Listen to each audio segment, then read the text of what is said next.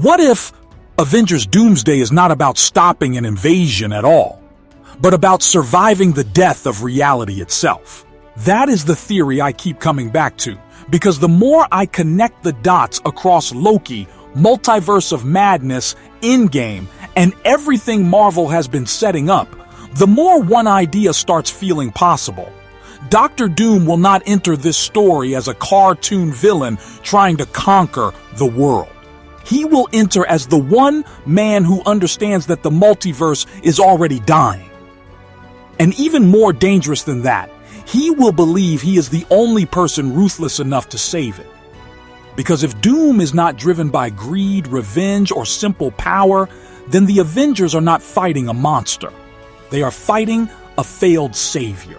And in my opinion, that is exactly what makes this theory hit so hard. A man who is completely wrong is easy to stop. A man who is partially right is the one who breaks heroes from the inside.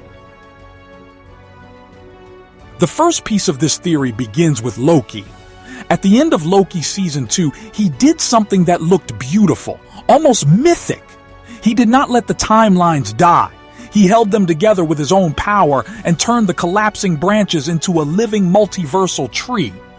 On the surface, that felt like a victory.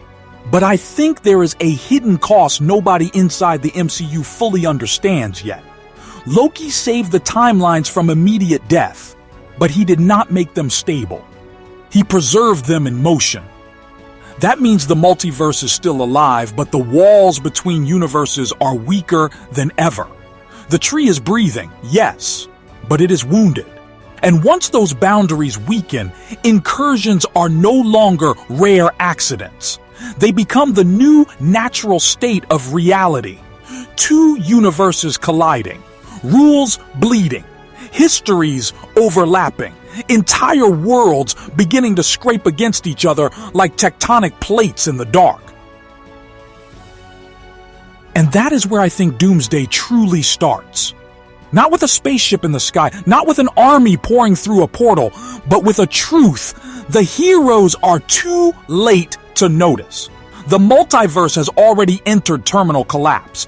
Doctor Strange already got a warning about incursions in Multiverse of Madness. Clea literally arrives and tells him he caused one. That scene was not just sequel bait. I think it was Marvel telling us that the next Avengers-level threat would not be one villain or one universe. It would be the structure of existence itself failing under pressure. Strange, Wanda, Loki, Kang, all of them touched forces that should never have been bent this many times. Every spell, every branch, every rewrite left scars, and through those scars, someone else was watching. Someone who did not just see chaos, someone who studied it, someone who decided that heroes were too sentimental to fix what they had broken. That someone in this theory is Victor Von Doom. But here is where it gets really interesting. I do not think Doom simply discovers the multiverse by accident in some lab. I think he has been aware of its fracture points for far longer than anyone realizes. Doom in the MCU should not just be a scientist. He should be the combination Marvel has never fully unleashed before. A man who understands hard science, ancient mysticism, and timeline mechanics at the same time. Reed Richards can solve equations. Strange can understand magic. Kang can manipulate time. Doom should be the one man arrogant enough to master all three. But if that is true, then one huge question appears immediately.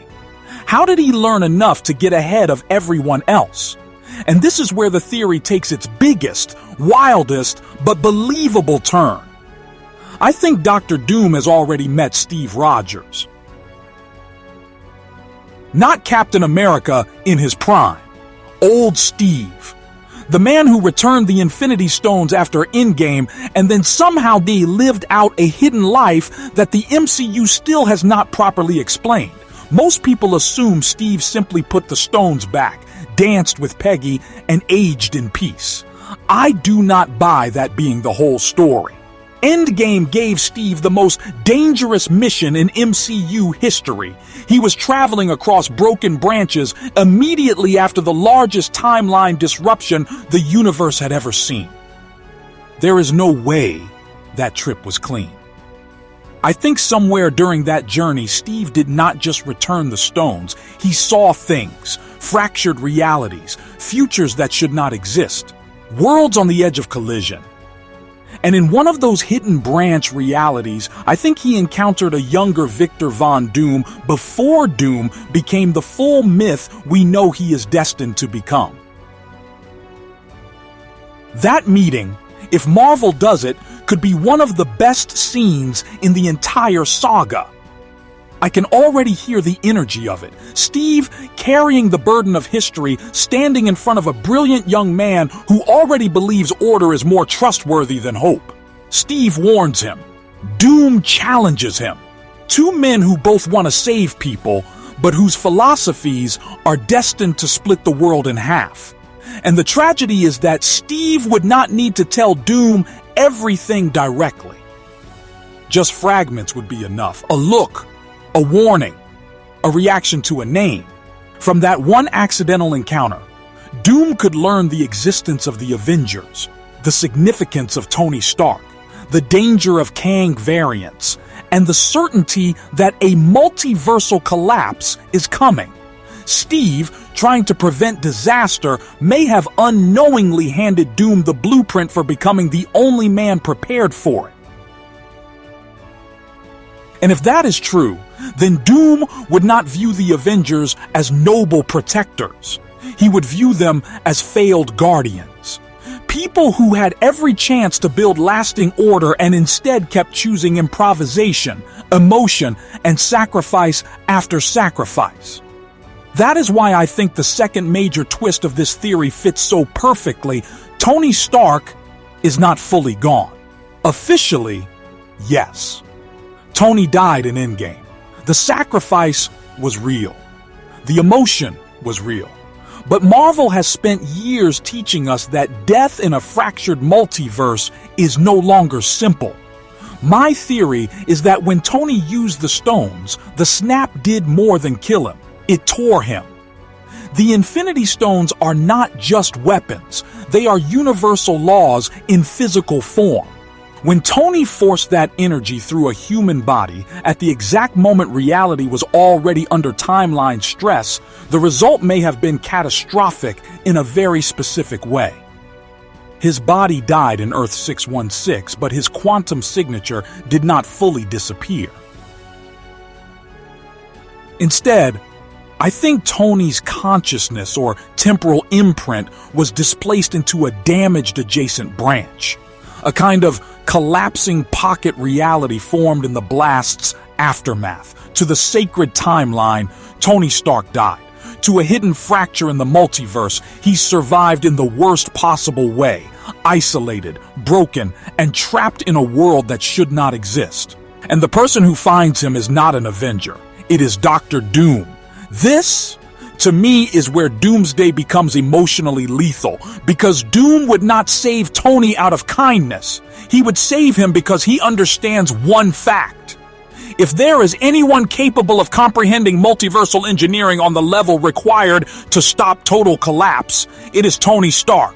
So Doom begins what I imagine as a secret mission across years and broken realities, scanning fractures, chasing signatures, hunting for the ghost of Iron Man until he finally reaches him. Imagine Tony waking up, believing he should be dead, only to open his eyes and see Victor Von Doom standing there, not as a cackling villain, but as the man who pulled him out of oblivion. That relationship could become the emotional core of the movie, because Tony and Doom are not opposites in the simple sense. They are mirrors. Both are genius-level futurists. Both are arrogant enough to believe they can build solutions no one else can even imagine. Both carry the burden of trying to save the world while secretly believing the world may not deserve saving unless someone stronger takes control. The difference is one line of morality. Tony believes people deserve choice, even if choice creates mess. Doom believes choice is exactly what keeps getting worlds killed, and once Doom shows Tony the evidence, the argument becomes persuasive. I think Doom would take Tony through the graveyard of the multiverse. Universes erased by incursions, timelines left orphaned after Kang Wars, realities destabilized by Wanda's chaos magic, branches that survived Loki's intervention only to begin rotting at the edges. And Doom would say the one thing that could genuinely shake Tony Stark: you saved one universe. I am trying to save all of them. That is not an evil line. That is the problem. Because for the first time, Tony would be forced to confront a possibility he never wanted to believe. What if freedom itself is the flaw? What if the multiverse cannot survive endless branching, endless choice, endless heroic improvisation? What if every sacrifice the Avengers made only delayed a larger collapse? That is how Doom gets inside Tony's head, not with mind control, with logic sharpened into ideology. And then we arrive at Doom's master plan, the thing I think Avengers Doomsday will truly revolve around. Not conquest, consolidation, one world or none. Doom's answer to multiversal death would be to forcibly merge the collapsing realities into a single controlled existence, a proto-battle world where incursions can no longer happen because there are no separate universes left to collide. One rewritten reality, one enforced order, no Kang variants, no unstable branches, no timeline freedom, just survival under absolute design. And that is what makes him such a perfect villain for this phase, because his plan would sound horrifying and reasonable at the same time. He is not saying, give me power because I want a throne. He is saying, give me control because your freedom is mathematically unsustainable.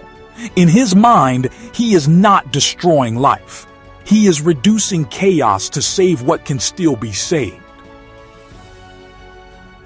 Doctor Strange, in this theory, becomes the first Avenger-level hero to realize the pattern. After Multiverse of Madness, Strange is already carrying guilt.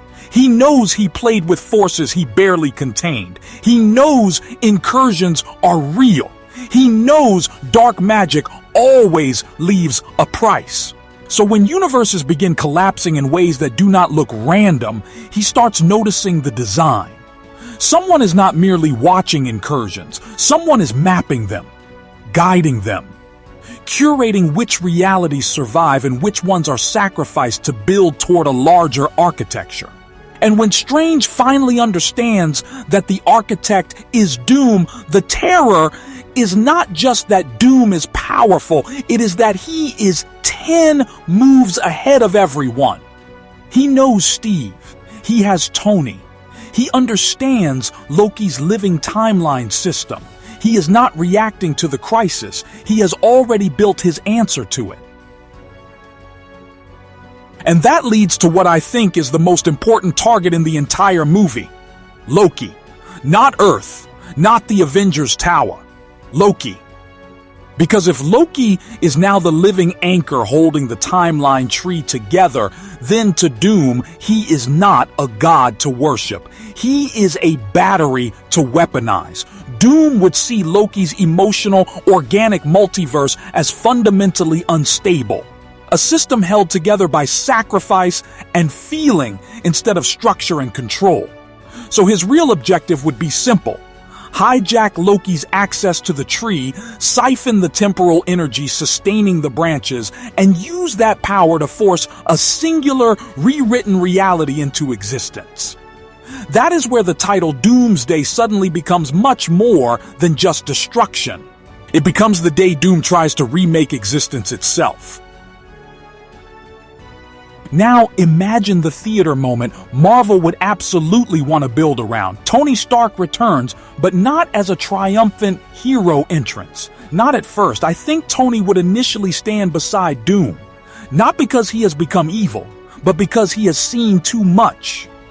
Dead universes, infinite war, civilizations erased before they even understand why. If Tony returns and says something like, maybe freedom is the problem, audiences would lose their minds because that line would hit harder than any suit reveal. It would mean Doom has done the impossible. He has turned the MCU's greatest self-made hero into a man willing to consider order over liberty. And that would break the Avengers in a way no army ever could. But then comes the emotional payoff I think this entire theory is secretly building toward. Old Steve returns for one final truth. Once the Avengers learn that Doom knows Steve, everything changes. Sam, Bucky, Strange, Peter, everyone would want to know what Steve saw and why he never told them, and I think the answer would be tragic.